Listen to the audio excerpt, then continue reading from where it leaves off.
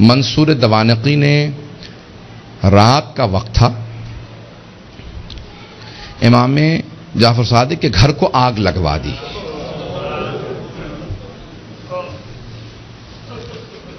آج کل آپ نے دیکھا روشنیاں ہوتی ہیں، پانی کا نظام کچھ اور ہے. پرانے زمانے میں گھر میں کنواں ہوتا تھا، پانی نکالا جاتا تھا، چراغ ہاتھ میں ہوتے تھے. رات کا وقت تھا، امام کے گھر میں آگ لگا دی. امام کے جو خادم تھے نا وہ فوراً آگ بجھانے لگے. میرے طرف دیکھیے گا، ایک جملہ کہہ دو اس کے بعد صرف 2-4 منٹ 5 منٹ زحمت دوں گا آپ کو مصائب کی. امام کے جتنے خادم تھے نا وہ سب کے سب آگ بجھانے لگے. امام اپنے گھر سے باہر نکلے، گھر میں آگ تھی. باہر نکلنے کے بعد نہ جانے صحن میں کیا دیکھا، ایک دیوار سے ٹیک لگا کے بیٹھ گئے اور زاروں قطار رونا شروع کر دیا.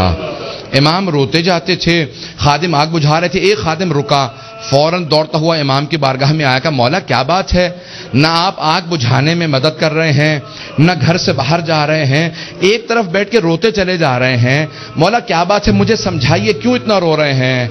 کہا کہ مجھے شام غریبہ یاد آ گئی، مجھے شام غریبہ یاد آ گئی. کہ مولا اس وقت شام غریبہ کیوں یاد آئی ہے؟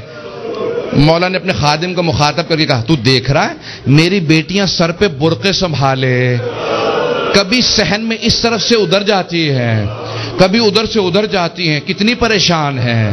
جب میں نے اپنی بیٹیوں کو صحن میں دوڑتے دیکھا مجھے میری پھپھیاں یاد آ گئیں. کہا مولا کیوں؟ کہا نام میرے جد حسین سر پہ موجود تھے، نہ میرے چچا عباس موجود تھے، نہ علی اکبر سنبھالنے کے لیے تھے، نہ قاسم، اور سید سجاد میرے دادا بیمار پڑے تھے. جب خیموں میں آگ لگی ہر بی بی تڑپنے لگی، کبھی اس خیمے سے اس خیمے میں، کبھی اس خیمے سے اس خیمے میں. کہ جب ایک مرتبہ سارے خیمے جل گئے، امام سجاد کے خیمے میں مولانا پیش کر چکے، میں شام غریبہ نہیں پڑھوں گا. کہ مجھے شام غریبہ یاد آ گئی. عزیزان گرامی، میں صرف 2 روایات پیش کرنا چاہ رہا تھا. پہلے مولا نے کہا مجھے شام غریبہ یاد آ گئی. دوسرے، جب ایک مرتبہ عاشور کا دن تھا، امام کے گھر کے اندر عجیب و غریب عالم ہے، امام بیٹھ کے رو رہے ہیں. اتنے میں کچھ شیعہ آئے. کہا مولا کیا بات ہے اتنے محزون ہیں؟ کہا حکومت اعلان نہیں کرتی آج عاشورہ ہے، میرے جد حسین کی مجلس کا دن ہے.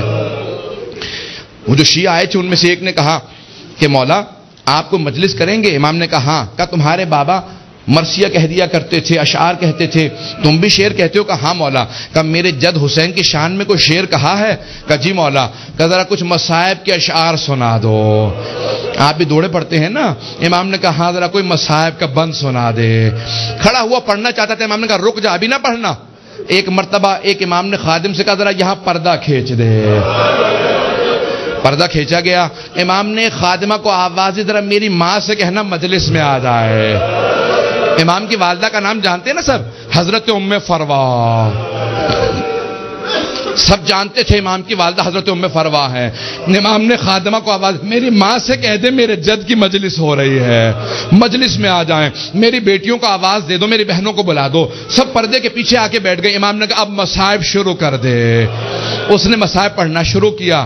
جب مصائب پڑھ رہا تھا، روایت کے الفاظ میں نے خود پڑھی ہے، مستند روایت ہے، بڑے بڑے علماء فقہا سے سنی ہے. مصائب پڑھتے پڑھتے ایک مرتبہ اس نے آواز سنی کہ امام کی والدہ کے بین کی آواز آ رہی ہے. حضرت ام فروا بین کرنے لگی، ہائے میرا جد مارا گیا، ہائے حسین مارا گیا. بین کرنے لگی. اب امام صادق سے برداشت نہیں ہو رہا تھا، آنسو بہ رہے تھے، ریش تر تھی. امام نے امامہ اتار رکھا تھا، تڑپ رہے تھے.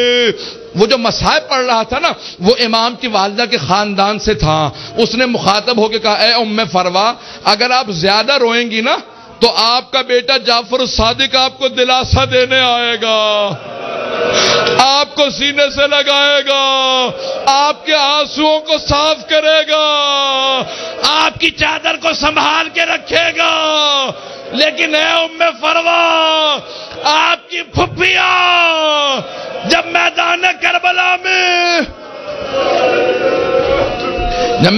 کربلا میں رو رہی تھی، کبھی شمر تازیانہ مارتا تھا، کبھی خولی تازیانے مارتا تھا، بس بھائی اجرکم اللہ، میں تمام کر دیتا۔ ایک مرتبہ روایت کے الفاظ یہ ہیں، سارے مدینے والے امام صادق کے دروازے پہ جمع ہو گئے، نہ جانے کیا ہو گیا، اس بلند آواز سے سب رو رہے ہیں، سب دروازے پہ آ گئے۔ امام نے دروازے کی طرف اشارہ کیا، امام نے کہا الباب الباب، دروازہ بند کر دو، دروازہ بند کر دو۔ پوچھا مولا کیا بات ہے؟ کہا میرا چھوٹا سا بیٹا بے ہوش ہو گیا۔ کسی نے پوچھا یہ کون سا بیٹا؟ کہا موسیٰ کاظم۔ امام موسیٰ کاظم بھی برداشت نہیں کرتے تھے میری پھپھیوں کے مصائب اس طرح سے بیان کیے جائیں، رونے کے اوپر پابندی تھی۔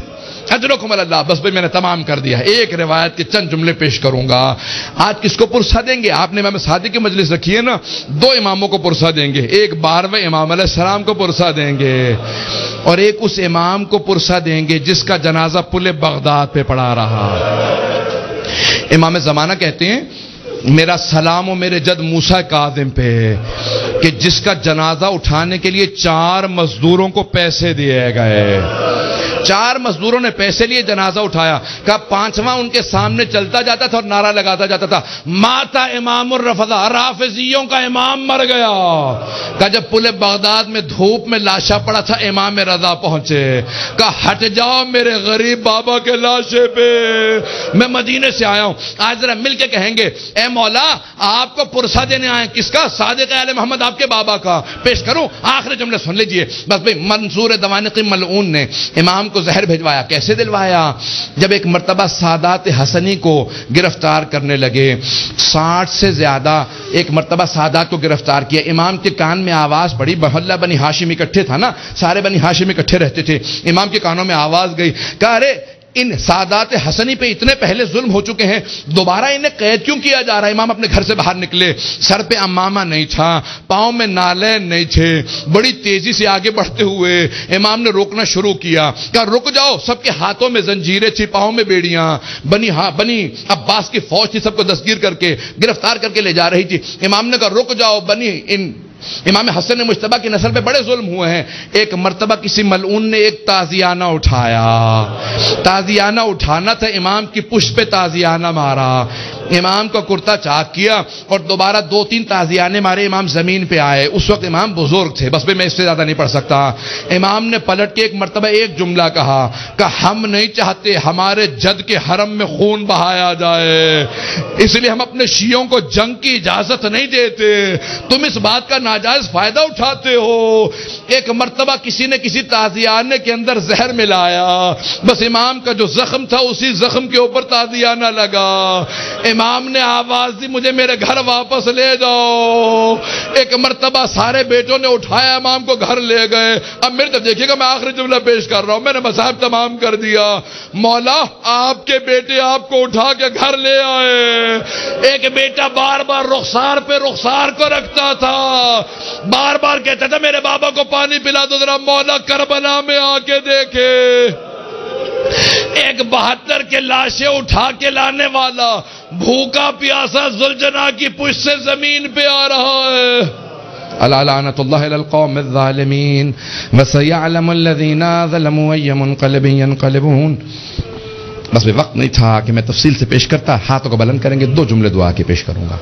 پروردگارا، واسطہ امام جعفر صادق کے اس تابوت کا بڑی تعظیم سے اٹھایا گیا، ہزاروں کا مجمع تھا، سب کاندھا دینا چاہتے تھے، ہاتھوں پہ تابوت چل رہا تھا کہ ایک مرتبہ جنت البقیع تک پہنچا۔ امام موسیٰ کاظم علیہ السلام نے بڑی تعظیم سے شان و شوکت سے کہا ہٹ جاؤ، میرے دادا کے پہلو میں میرے بابا کی قبر کو تیار کرنا۔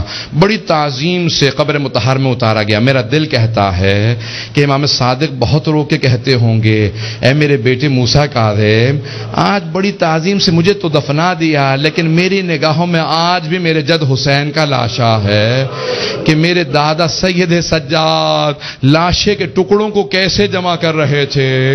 پروردگارا، سید الشہداء کی عظمتوں کا واسطہ، امام صادق کی عظمتوں کا واسطہ، دنیا میں امام زمانہ کا ظہور میں تعجیل فرما، ظلم کا خاتمہ فرما، داعش کو طالبان کو غارت فرما، آل سعود کو آل یہود کو غارت فرما، مومنین کی حفاظت فرما۔ ربنا تقبل منا انک انت السمیع العلیم بحق محمد وآلہ الطیبین الطاہرین المعصومین۔ ماتم حسین۔